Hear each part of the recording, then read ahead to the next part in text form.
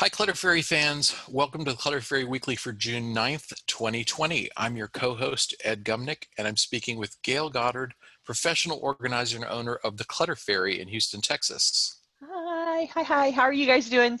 Clutter Fairy Weekly is our podcast and webcast where we talk about all things organized, and we take those topic suggestions from you who go onto all of our various channels and ask questions and send me emails directly, which is awesome. So thank you so much for helping support our topic flow at the Clutter Fairy Weekly. We see new names in the Zoom room every week, it seems like, and if you're joining us in Zoom for the first time, you can share your comments and questions via the chat, and I'll try to make sure Gayle addresses them before we move on to another topic. You can also use the raise hand feature to let me know that you'd like to ask a question or make a comment yourself via audio or video. We are streaming the webcast live on Facebook, so you can also share your questions and suggestions there, and I'll relay them to Gayle. And during the live webcast each Tuesday, you can also talk to us directly by calling 669-900-6833. Use meeting ID 993-419-863 to join the meeting. We had a couple of responses. We actually had a lot of feedback this week, and in response to last week's episode where we discussed alternative storage spaces, we talked at length about a backyard shed that needed either to be repaired or to be demolished. And in response to that segment, Elizabeth on YouTube commented, "Would there be someone who might want it? I'd post it and see. I've done this a number of times." She goes on to suggest that even if you can't find someone who wants to disassemble and rebuild the shed on their own property, you might find an artist or crafter. If it's a wooden shed, you might find a woodworker who wants to use the shed for raw materials. And this is a perfect solution to this problem. The original commenter was complaining about they were going to have to spend a bunch of money to fix the shed, but we weren't really using the shed for anything, and was it worth sinking the money into?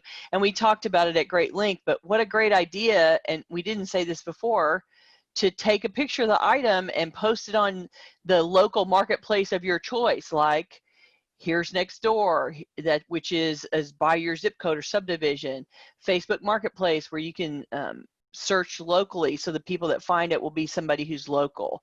You can go on your local Free Cycle chapter if you have one in your city. And so any venue that promotes to a local audience would be perfect for this.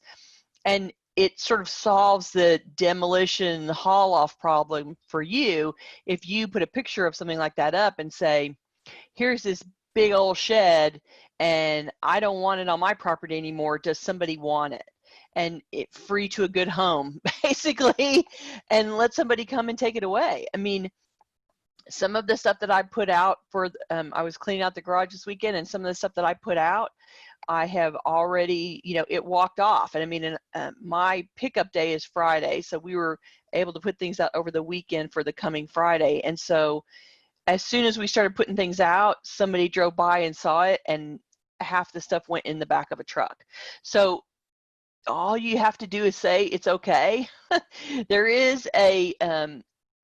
might be a liability issue here about having somebody come on your property and disassemble something, and so you might want to get a written agreement and make sure the buyer agrees to assume responsibility for hauling things off, and you're not left with half of a shed and a mess, and they don't blame you if they get hurt in the process and that kind of stuff. But it is a free solution for a demolition problem. If you're not the person that can be out there slinging the tools and the sledgehammer or the pulling the nails out or whatever, if that's not something that you can or want to tackle, offering it as a project to someone else that has the tools and the ability is a great solution to the problem. And then it disappears and someone else takes it and either use it as at raw materials, or they rebuild the shed as it was, and they make the repairs, and then their investment is sweat equity and the cost of the repairs. And so you might be doing somebody a huge favor that needs to solve a problem that they can't afford to solve some other way. Yeah. It would be a win-win for everybody. In early March, viewer Anne wrote to us asking for advice on clearing out a very cluttered house for sale in a short time frame. Anne had set a goal of listing the house in 6 weeks. Gayle replied by email with a few suggestions, and this week Anne sent us an update. She writes, with many hours of work, a few tears, and a lot of pushing myself, we finally made it. We managed to go through 10 years of kids' clothes, toys and household items, etc. We donated 7 van loads of things to a women's shelter and loaded a 16-foot pod with stuff we wouldn't need until we arrived in our new house. We made it through staging and got a contract on our house right away. We move into our new home a few days before this one closes. It's been a lot of labor, frustration, trips down memory lane, and now we are ready to move into the joy phase. Thank you for your thoughts and guidance early on. Those things helped me get started on what seemed the impossible. Man, congratulations on accomplishing that task. Yay, everyone is clapping for you. That is 6 weeks is a harsh turnaround time. That is, yeah, I got that email originally. I was like, oh, damn, that's going to be painful. That is going to be hard. Tackling a household in 6 weeks is a lot of work. So congratulations on accomplishing it. And you will be so thrilled that those 7 van loads of things went somewhere else, because then you are not going to be unpacking them in the new house. And that is the coolest thing ever. So big congrats to you. Yay, Anne. Yay, Anne is right. Okay, let's get to our featured topic. This week we're continuing our series called Organizing Room by Room, and we're turning our attention to the guest room. Guest rooms are often a multi-purpose space that's a part hotel, part craft room, part office, part junk room, and all chaos. We're calling this episode, There's a Bed in Here Somewhere, the Problem with Guest Rooms. And you have no idea how many guest rooms I have seen where the person goes, yeah, that's my guest room. There's a bed in there, and it's completely covered in boxes and shrapnel. So although this is a joke title, it is also a real world example. So because of the pandemic, nobody's entertaining house guests right now. And that makes this a perfect time to get in there and give the guest rooms the attention they hardly ever get. So clear out all the stuff that wandered in there since the last time you had visitors, and create an inviting space for your guests with room to hang up and put away clothes and a place to store the luggage. Guests are not usually long-term visitors, but they need to be comfortable while they stay with you. And when you don't have guests, the room needs to function for its other purposes, which is 95% of the time. So let me give you some suggestions about tackling this kind of project. So the first suggestion is you want to define the guest space from the room's other purposes. If you want house guests to feel welcome, you need to carve out space just for them. So everybody wants a private place to sleep and to get dressed when they're staying in somebody else's home. So the first order of business is to designate a portion of the room that is guest space only. And this is the thing that gets violated the most often. If your room is crowded, that may mean a bed and a nightstand and a lamp, and that's all that is part of the guest room. But just that much can feel inviting. In addition, about a foot of the closet rod space will allow them to hang clothes and manage their things better. And make sure to clear out all other items from the guest area and the path to the guest area.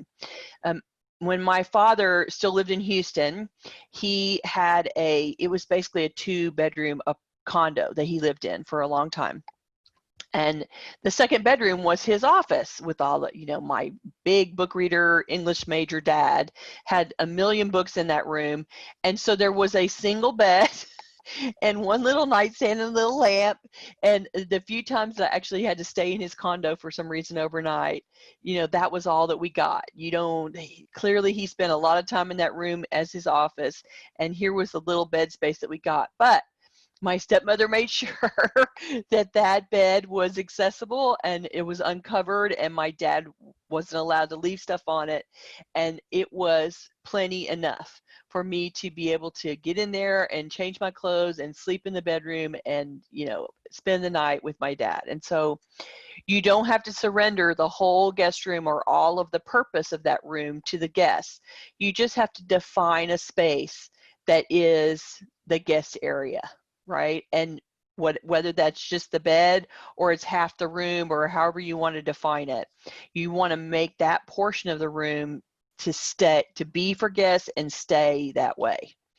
And if you're one of those junk room people who throws everything in on top of the guest bed, then this is going to be a bigger project for you to clear out than before. You want to create easy access to that guest area so your guests can wheel their luggage into the room without taking out a tower of stuff. So you sort of wheel on two wheels, and you're pulling your piece of luggage down the hall, and you turn the corner into the room, and if there's a bunch of stuff in the way, those wheels or the arm or the corner of the piece of luggage is going to clip some stuff and knock things down. So you want to make sure that the access for that rolling luggage is easy to get from the doorway into the room where you want it to go. If they can put their luggage open on a chair or a rack or another piece of furniture, that's a bonus for them, but they at least need a path to the closet space that you've given them, so that foot of clothing rod in the closet where you're going to let them hang clothes, they need to be able to wheel over to that, or wheel up to the bed, or wheel over to the piece of furniture where they're going to open their luggage. So that path needs to stay clear. If you're not sure what's in the way, go get your own rolling luggage and try it out. Roll into the room and roll up to the bed and roll over to the closet and see what it catches and what is a problem. You and can roll out to the front door while you're at it. right, and roll to the front door while you're at it. Exactly. Whatever route they're going to have to use to get in there. To get into the house, so that it's easy for somebody to do that. You don't want somebody fighting their way into your house if they don't have to. You also want to contain the other purposes of the room. So everybody's guest room, most everybody's guest room, is the bonus room that you designate for other people to sleep in, but 95% of the time it's going to be used for something else. It is a multi-purpose room most of the time. So you'll have stored things yourself that you're going to use in that room. And the examples are, here's craft supplies, office supplies, and equipment. My extra bedroom is an office space for me, so I have a whole bunch of office stuff in here. This is where categorizing and containing those other items is useful. If each of the purposes for the room has a defined zone, like the desk space and a file cabinet, or a work table and storage shelves, then the associated stuff for that purpose can be parked in those zones or boxed up and put out of the way when guests are using the room instead of you. So if it was a craft room, for instance, that you're sharing its guest room / craft room, the crafting is always going to be in danger of taking over the room, right? And so being proactive about staying on top of that will make it easier for you to maintain that guest space. And I would also consider that you may not be somebody that actually wants guests to come to the house. It may not be something that happens for you. So this is where you get to define the rooms for how you use them. And if you don't have guests coming to sleeping in the house, if you are immune compromised and the idea of somebody being in the house with you is terrifying, then you don't have to set up a guest zone. You can just say, this is my spare room for which I create an office, or I create a craft room, and it becomes a single purpose room in that way. But if you are going to maintain the guest and something else, guest in office, guest in junk room, guest in craft room, you're going to have to create some zones in there that are specific to each use. And we've talked about this in all kinds of contexts, but this is particularly important because the room is a multi-use room instead of a single-use room. You want each of those uses to have their own space to park stuff. And yes, it means that you have less square footage to hold craft supplies. I'm so sorry. If you're going to keep a bed in there, then you probably want to limit how much of the room you give up to the other purposes. You can adjust that a little bit by, if you have a queen size bed in there, maybe you want to make it a single bed or a twin and bring it down in size. That might be a way that you can, make a third of the room be for the guest and 2/3 for your other purposes. It's perfectly reasonable to do something like that. It just depends on whether it's your parents coming to stay who can't possibly sleep in a twin bed or not. And so, of course, you have to modify this layout for your personal situation, but it is the appropriate time to say who stays in my guest room regularly and how can I make them comfortable and still do the other things that I like to do in this room. Gail Wolf, who is watching on Facebook, Hi. suggests, I think a Murphy bed would be good for a guest room. Leaves more space for the other uses when no guests are there. Yeah, and then the Murphy bed pops up into the, it stands up against the wall in a box. They do make those Murphy beds that are basically, like, you don't actually have to mount it to the wall. It's a freestanding piece of furniture that folds down and up, and that would be a great thing to do. And it seems like the prices have come down a little bit too. I had a very small guest room a few apartments ago, and we contemplated a Murphy bed, and they were so expensive at the time. It was not a great option, but pricing them more recently, there are more options available. They're becoming more popular, I think. It would be a solution. And a lot of times guest rooms become guest rooms after the kids grow out of them. So you may have had a 4-bedroom house and 3 of those bedrooms had kids in them. And then as kids start going off to college, then suddenly you have a guest room. Or 2 of them had kids in them, and that one room was guest / junk / whatever. And as kids start going away, you get the rooms back, and their bed is there, and maybe it's time to reevaluate. So I had this big bed when the kid lived here, but now the kid has his own family and in his own house, and we can make this bed disappear and replace it with a twin or a Murphy or something that is reflective of the current use of the space instead. Which brings me to another point. It's the perfect time to review the furniture that's in the guest room. Nothing clears out space faster than taking out some of the furniture, and the guest room is always full of leftovers. So if you can pull out some of the extra furniture and carry it off to charity, or take out the bed that your kid used to sleep on and retire that mattress because it's old anyway, and put in a replacement smaller bed, this would be the perfect way to adjust the guest room in that way. Wolf said they have cool ones now that have shelves too, so you don't have to remove the shelf items when you pull down the bed. Yeah, they somehow make them swivel in place so that nothing is disturbed when you move the bed around, and that's super amazing. I've seen those. Yeah, they're very, very cool. And while we're paused, Bernadette added, my guest room is more accurately the cat hotel. You are not the only cat person that has a cat hotel in your house. That's totally true. Well, Hardy has just recently taken to going in the guest bedroom, I think because Jaime's got the guest bedroom so nicely arranged now. Hardy's like, oh, this is a good space. I could go in here. It's comfy in here. Yeah, and so he goes and makes himself at home on the bed in there. Aww. Isn't that wonderful? We do surrender our spaces to our animals. It's true. What are you going to do? So the other piece of advice I have about guest rooms is about clearing out some stuff. And I say this every meetup in some form. But if the alternative purpose for the guest room is that it's your junk room, then it's time to face the junk and get it out of your guest space. Like, pushing things aside that you don't want to deal with so that your guests can come to the bedroom is not really making it inviting for them. So there's a whole bunch of levels of clearing stuff out, but if you can, try for at least level 1. And level 1 is all about subtraction. So while you're containing what belongs there, like the craft supplies or the office supplies, you want to remove items that you know are trash or recycling or things you already know can go to Goodwill. Use the fact that your mother-in-law is coming to spur you into action. Make one trip to drop off things at the charity of your choice, and there'll be much more space in the room. I think the purpose of junk room and the reason that junk rooms are born is because someone doesn't want to face the decision of where am I going to put this? What am I going to do with this? Get it out of here.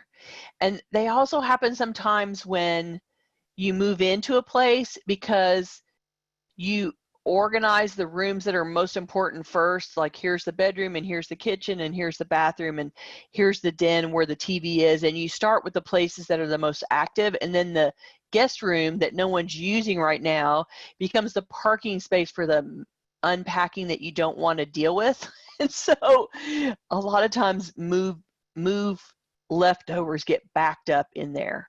And this is also where, when you inherit stuff, things get parked into that spare room because there's no place else to put it, right? And you don't want to deal with the contents yet. And so this is the, it's the room of requirement in a house, except that unlike the one in Harry Potter, it does not expand to solve the problem or serve the purpose. So all that really happens is that it gets choked up with stuff that you have to deal with someday. There is always trash in there. You are always putting things in there in a hurry and without much thought, because you're trying to avoid making the decisions and thinking about it too hard. So the shortcut is pick up this bundle of garbaggio and go throw it in that room. And so those bundles are usually pretty scrambled and there's lots to unpack, but in amongst all that stuff is a lot of trash, and here's the old mail, and there's plenty of stuff that is, even if you don't know what to do with the stuff that you decide to keep, there's all sorts of things in there that can come out, and that at least shrinks the problem. And it's something that you can tackle one bite at a time, right? Like, this is the perfect room. Nobody, until you have guests coming, nobody actually needs to be in there all the time, depending on what its purpose is. So if you have a craft room and you want to be in there crafting and you're not crafting, it's probably because the room is too jammed up with stuff. If it's an office space, and if it's just 100% junk room and there's a bed under there, then time to go, start taking bites out of that pile and seeing what you can do with it, because you're going to find lots of stuff that can be discarded, and it'll be worth the effort.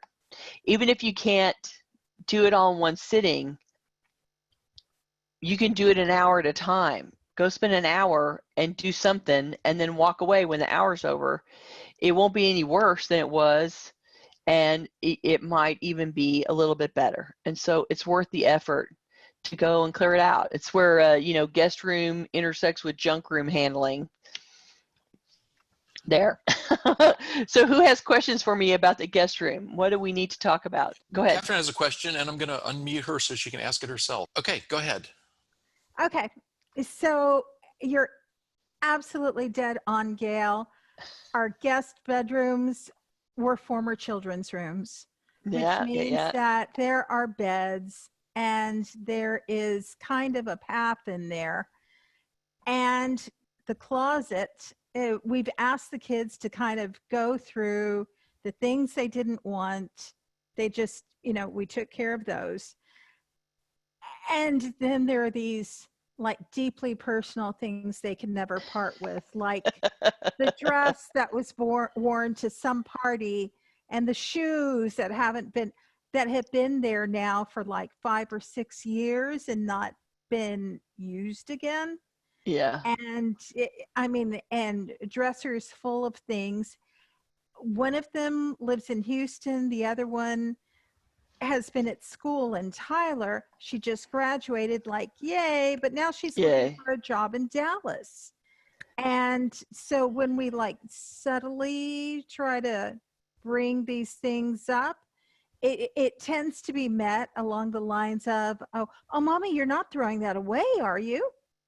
So how do you have any like suggestions? Yes, stop being subtle. I was going to say, let me roll my eyes.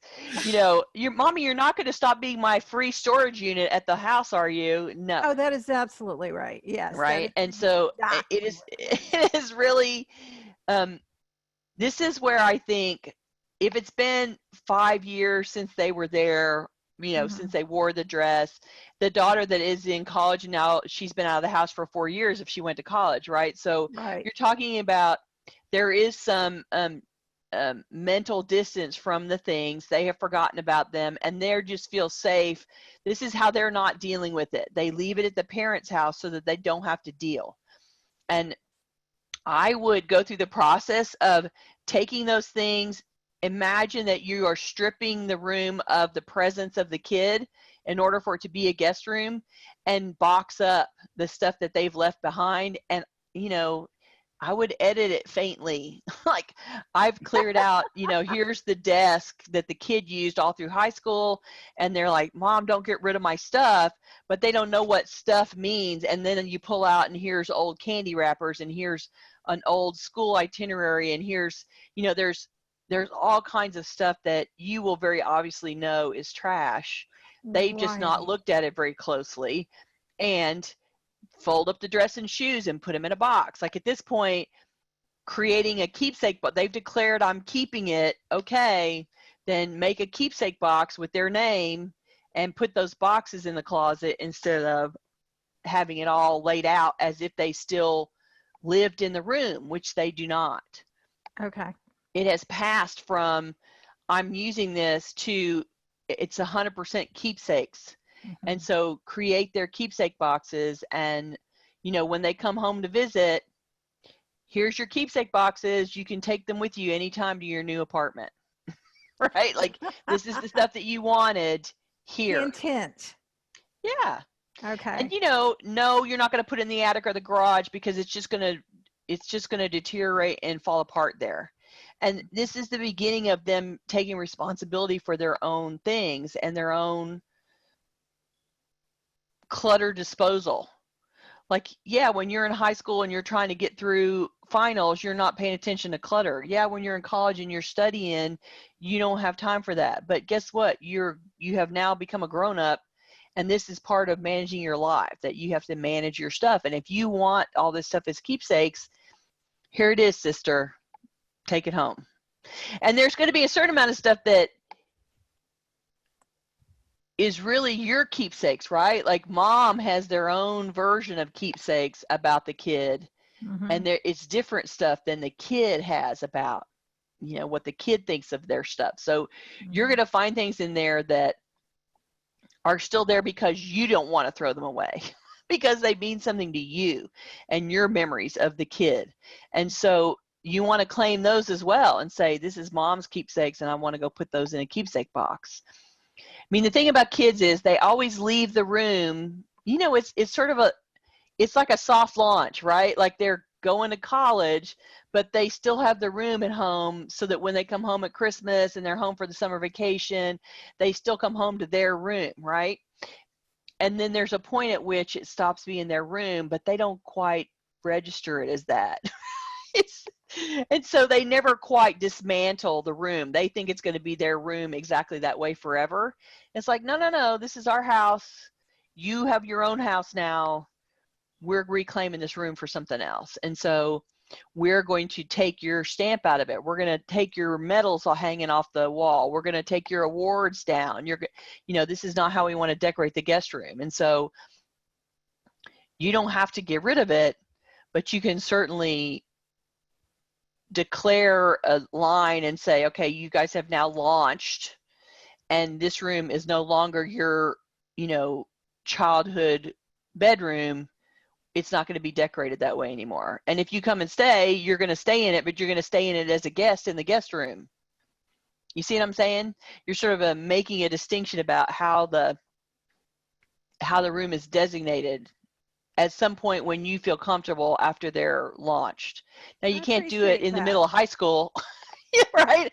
But clearly your kids have gone off to college, right? And so, and they're adults and they're looking for jobs. And so they've moved on to another phase, and you can refresh the purpose of the room now.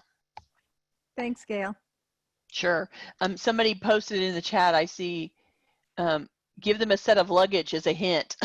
There you go. That's a good way to not be subtle.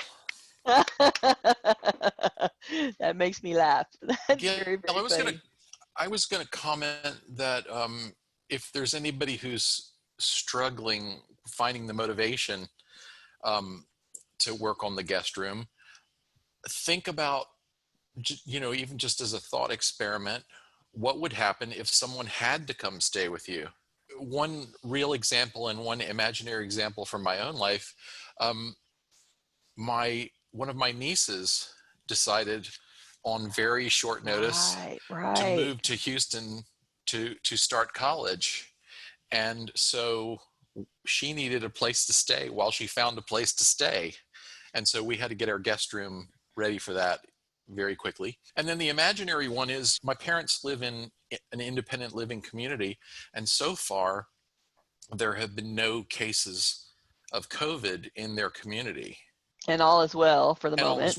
all is well. But we've talked about what would happen if there were an outbreak up there. And, knowing that something like 43% of COVID deaths have been in nursing homes, we're not excited about leaving my parents there if there are cases. So we've been getting our guest room together so that if there were an outbreak up there, we would have an option of quarantining them here instead. So that lit quite a fire under us to get our guest room in good shape. Right. Well, and the other example that I can think of is happening with one of my clients right now. Her mother is in an independent living apartment, but she knows at some point her mother is going to have to come and live with her. And so I'm guessing they've determined as a family that at some point living alone isn't a safe option and she is going to need supervision. And so she's planning this back room that was the boys' man cave / game / she had 3 boys, God help her. So they're all grown and out of the house, but that room was set up for them to be their gaming cave, and they had lots of computers in there and lots of, desks and things that they played on. And so now it's going to need to become a bedroom instead. And so we've been working on clearing out some of the old stuff so that the room can have a new purpose. And, she's looking a year down the road that her mom is not going to be independent enough to live by herself, and she's going to end up moving in. And so you don't want to do that in a fire drill, right?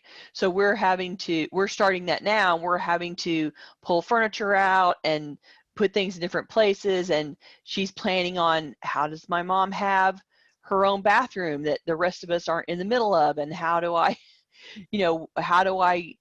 screen her off because I've still got to go through this area to get to the laundry room? And we're trying to make those plans for her so that she can basically turn a part of her house into a pseudo apartment for her mother. And so there's all kinds of reasons why you need that spare room to house a person. And you never know when it's going to happen that you have an emergency need. And it happened a lot during the hurricane, right? Like Hurricane Ike, way back in the day, I went, the electricity was out for 3 weeks. I couldn't stand being in my house another minute without air conditioning. I was so over it. And I went and stayed at Ed's house and slept in their guest room because it was like, please God, just let me be in some air conditioning. And so that I went as a guest and stayed in that room that had office supplies in it and was used for other things, but it had a bed. And so they were able to accommodate me because that room was set up with a guest portion and an office storage portion, and it worked. Those rooms get used for a lot of things, and keeping those spaces clear is more than, backing all of your unfaced decisions up into that room. Oh, who else has questions today? Well, I think Deborah commented, I apologize if it's not Deborah. Is there a real need for a guest room? If you don't have one, a pull-out couch, army cot, airbed, and would work. Yeah. I love this comment from Leela. I have a sick chicken in quarantine in our bathroom right now. Too many critters at our place. Oh no. I don't think that I've had to deal with a sick chicken. Yes. That's a new one. This room is always going to be one that is multi-purpose. And if you don't have a guest room, as the person suggested, you still have to create a place where you would put in the Murphy cot or the air mattress or whatever. My spare room is actually a spare room because as an office, because it doesn't have a door. It only has a cutout opening. I don't know why it doesn't have a door, but it doesn't. So it's not sufficient as a bedroom because you can't close the door. So when we have guests, we surrender the den and we put an air mattress in because it has a door and there's a bathroom right next to it. And so our guests stay in a room that normally we sit in and watch television. You make use of what you have, and not everybody has a guest room, and you still have to have a guest plan and a way to make them comfortable. And so those things still apply where you're going to put the mattress down, the air mattress or the cot. Do they have easy access? Can they roll the luggage to it? Can they put a glass of water down? Can they get to the bathroom without obstruction? All of those same accommodations need to be made wherever you want to put your guest room, wherever you want to accommodate your guests, I guess is what I'm saying. Yeah, even if it's the living room floor, you have to make sure that you have a way to get it clear, right? For enough space for the air mattress. Erica said, speaking of non-human creatures, we try to keep the cats out of our guest room to try to make it easier for visitors with allergies. Don't know how much it really helps, but we try. Of course, that effort turns the guest room into the fascinating forbidden space the cats always want to dart into. Right. Well, at least that's one deterrent from throwing stuff into the guest room. Makes you think twice if you have to throw the stuff faster than the cats can throw themselves. Do you, by any chance, know if it helps a cat allergic visitor at all? And as a cat allergic visitor, I can say, yes, it definitely helps. And one thing my sister and brother-in-law do is they keep the bed covered with a light thing, sheet or bedspread, that it stays there all the time, so that when the cats do break in, as they will do, there's at least something on the bed that can come off when you're ready for house guests. And yeah, clearly the cats live there 24/7. So maintaining a cat-free zone is hard, but it's most important when someone sleeps. And so, yeah, not having the cats get on the pillow, having the sheets be freshly laundered and not, cat haired or cat dandered, and covering up the bed so that moving around the bed doesn't disturb or toss a bunch of dander in the air. Well, and even keeping the room cat-free for just a few days helps let the dander settle out. Now, having said that, if somebody is deathly allergic, like my nephew Ken, he just can't stay in a house where there are any cats. My sister and I are only mildly allergic, so we can stay there in the cat-free, sleeping in the cat-free bedroom, and up our allergy meds to deal with the rest of the house. Right. Well, and we usually go through and vacuum up everything right before somebody like that comes. My stepmother is also allergic to cats, and so when she came and stayed they came for a party, and we vacuumed everything and dust everything right up before the party so that it was as dander free as it could get with a household full of cats. So that at least if they're triggered, they're not violently triggered, and you can mitigate their results. Like you said, unless it's somebody that's really, really allergic. And that person is already, like, they know you have cats. They're, already going, yeah, I can't, no, I'll stay at a hotel. Like, if they're that allergic, they're going to tell you, no, it's not going to happen. Well, and that's, part of our thinking on moving to Chattanooga was to be close to mom and dad, but also to be the cat-free guest space for other members of the family, because about half the family is extremely allergic to cats, and half the family is only mildly allergic to cats. Right. And the extremely allergic can stay in our safe cat-free zone. I have one more question that I'd like to get to, and then we're really out of time. Okay. And this is off topic, but a viewer in the Zoom room asked, how do you get rid of items if you regret having given away items years ago? How do you? So I guess what I have to say about that is, if you regret giving things away, then it's likely that when you make a giveaway decision, it's not something that you are doing for, how do I say this? It's not something that you're doing, that you're forcing yourself to be mean to yourself and making things go away. You want to actually give up things that you generally feel like you can survive without, you don't have any great need for it, you can replace it easily enough if you decide in future that, oh, you really did need a casserole dish that size. The thing about giving stuff up and regretting it is that you likely did a lot of stuff in a short period of time, and you were ruthless with yourself in an attempt to respond to criticism from a family member, or you were chastising yourself for the house not being clear. And people throw things away. So it's a stress response that people go through, that under stress, under duress, when people don't know what to do, they have responses at either end of the extreme. So one of the responses is, I don't know what to do, I can't make a decision, I'm going to keep all of it. And one of the responses is, I don't know what to do, therefore I'm going to get rid of all of it. So sometimes when the response is on that end, where the negative result of being overwhelmed is that you start throwing things away madly in order to cope.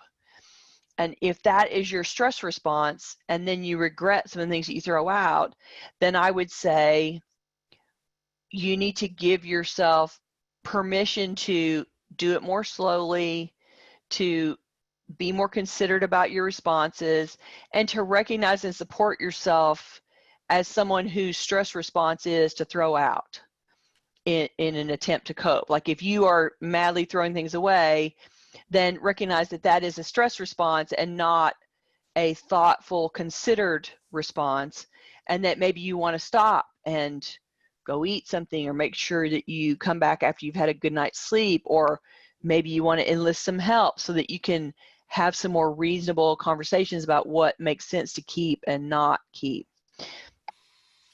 Bernadette mentions the phrase loss aversion, and she says, you don't remember the many things you threw away or gave away and never thought about again, but the one item in 100 that you regret giving away sticks in your memory. And she says, it's a risk I'm happy to take to declutter my life. And maybe to get past the regrets about things you got rid of, you have to focus on what you're going to do with your uncluttered space, the things you're going to be able to do, the new things you want to make room for in your life. Because the regret is a kind of unproductive emotion. Yeah, I mean, exactly. It comes on its own, but then you have to decide what to do about it. And well, and we all have, we all have loss in our lives, and we have to live with the loss. And if we gave away something that we turned out to be a mistake, you can ask yourself, can I get comfortable with this by replacing what I gave away? Is it something that is replaceable? Can I go retrieve it? Can I find an alternate that would make this loss less painful or less distressing to me? And if you can answer those questions and perhaps mitigate the loss, that might help. But ultimately, if it's something that was personal and a keepsake and very and not recoverable, then you just have to find a way to live with that loss. And maybe it was a favorite photograph, and so you have to go looking at the other photographs you have of your mother, your father, some kids event. Do I have something else that makes this loss less painful? There will always be things that are unique to you and unique to the family and very specific and cannot be replaced. And if they get lost in a fire, or they get lost in a move, or they get lost in the flood, so many people in Harvey, their whole lives and all their keepsakes and everything that was important to them went floating down the street. And sometimes we suffer loss of things, and you can regret it, but you have to learn to live with it. If you can mitigate your loss and you can ease your suffering some by doing something that would make it be better, I would do that. And someone has posted, you can forgive yourself. If you can forgive yourself for having made a choice that you now regret, I would try to do that and not let this loss be a logjam to creating a space that you like. And recognize that if you are one of those people that in your distress and upset, you give away, throw away in a hurry, that is not actually a successful process for you, and that you need to come at it from a different way. You don't want to ignore the job until you are so upset that you then have your stress response and throw everything out in a big huff, and then wake up the next morning and go, oh my gosh, I shouldn't have done that. So planning around making decluttering something that is not super stressful for you and making it more manageable for you would be an important thing to do, so that you don't feel like you are exposing yourself to a repeat process of, I threw that one thing away and I'm really, really sorry now. I don't want that to happen again. Therefore, I'm frozen. You don't want to be in that place. So there's lots of things that you can try to get past it. And like Catherine said, the biggest thing is forgive yourself for having given away something that's important, and recognize that you can't, it's no different than it went up in the fire, it went up in the flood. We lose some things that we don't get back. I lost a favorite pair of earrings the other day because my mask, around my ears I took it on and off a few times, and it must have caught something and knocked the earring out of my ear. And it was, it was a lovely pair of earrings from my trip with my sister and my niece to New York. And that was one of my little memories of the trip. And now it's gone and there's nothing I can do about it. I have no idea where I lost it. So we all have those experiences, and I'm sad, and, I have to live with it. I think, and somebody says, I think there's a sweet spot for decluttering in a trauma, not too soon, but not so extended that every grocery list becomes precious. Yes, that's exactly right. That's a good summary of what I've been saying. Thank you. Okay. And I think that was Deborah. Who, and she also said, go for the low-hanging fruit first and deal with the sentimental last. Yeah.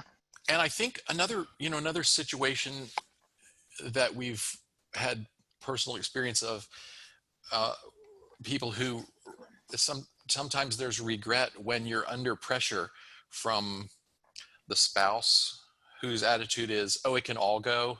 It's trash. Why are you keeping that? Yeah. And that's where negotiating the terms of the project are really important, and saying, I need some time. This stuff here is going to require a lot of difficult decisions for me, and I need you to give me the time and space to deal with it.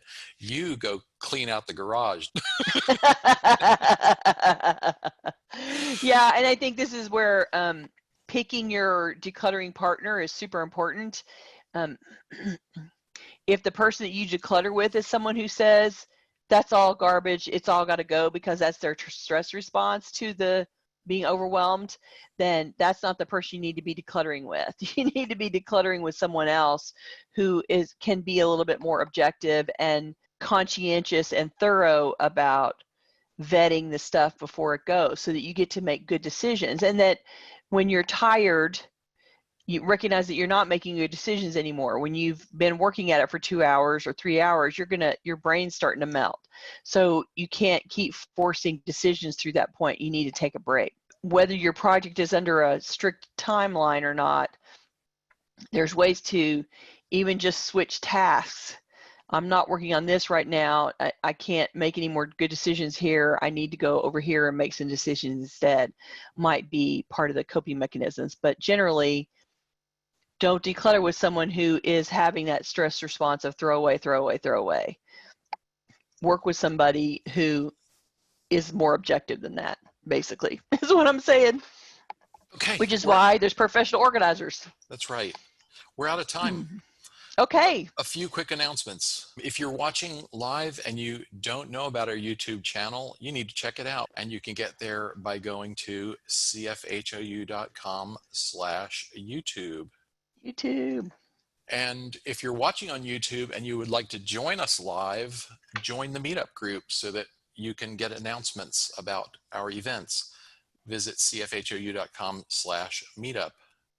And then he sends out a message in Meetup when it's time for a live show. Yeah, and Meetup pokes you repeatedly about what's coming up. It's coming. Yeah. And you can follow us on Facebook by visiting cfhou.com/Facebook. We'll meet the same time next week, and our topic is going to be motivation and momentum, tips to keep your organizing project moving. Which I think will be very important given how many people have started projects in the middle of the pandemic and are probably starting to flag a little bit from the effort that they're putting in on something that they don't really spend a lot of time doing otherwise. Yeah. A lot of people may be losing momentum right now, so it seems like a good time to talk about how to get some going. I have one more comment, which is I had a request from somebody to say, Gayle, you should show your jewelry every week. And so I am showing you my jewelry this week. This is a project that I finished in our Sunday bead group we've been doing on Zoom. And this is a bead embroidery piece with that's a piece of fabric. So it's an image transfer from the copier, and then I beat it around and it has these little leather things. I'm testing out the end. So we haven't quite worked that part out yet. But so there it is, and that's the piece of jewelry I have on today. And thank you for asking. I love my my lovely beady friends who ask about my jewelry. Y'all are so kind. We love to hear from you, so keep the comments, questions, and topic suggestions coming on YouTube, Facebook, and you can always reach us through our website at clutterfairyhouston.com. Thank you, guys. It was great to hear from you. We appreciate your participation and your lovely emails, and we will talk to you guys next week. Bye-bye. Bye.